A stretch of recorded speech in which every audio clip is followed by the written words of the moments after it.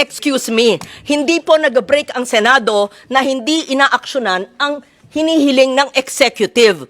Dalawa ang inyong hiningi. Excise tax, napasa namin. At sabihin nyo on the record, kailan nyo mai-implement yan at ang gulo ninyo. Sinabi nyo, excise tax, kailangan urgent.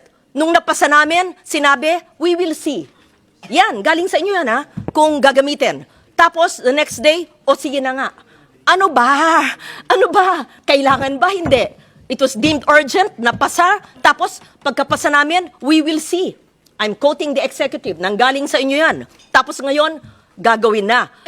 And cite the impact, mararamdaman pa. Yun ang sabi ng chair no, ni Senator Pia, ano ang ramdam sa pagbaba o pagkaltas ng excise tax?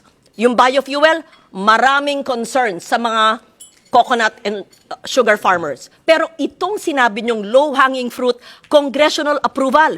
Tapos nagsabi po kayo, sir, with all due respect kasi po nag-break, hindi po magandang pakinggan yan.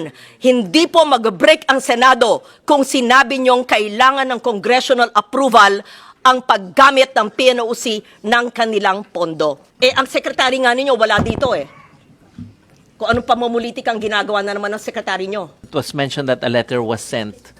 It was for a future action, but we commend definitely the action of the Congress on what we requested. Now, when we saw that there is a need for us to shift, that is a further action, pero na-trigger na naman po yung dati nating ginawa. And secondly, on this one, may nakita lang po kami another improvement. That's why we immediately sent the letter. But that was just yesterday po. So it's definitely unfair for the Senate to be on the record na naka-break. Pero apologies, but we certainly just want to place it on record that we are doing all these and immediately forwarding our observations to the Senate or to the House. Yung mga nasabi po ni Yusek Sales, yung mga iba po doon ay for future action. The trigger, even though we needed to shift, na-trigger na rin po naman siya. So, ang sinasabi lang po natin, paano po ba tayo may improve moving forward? And also for the PNOC, there are funds available.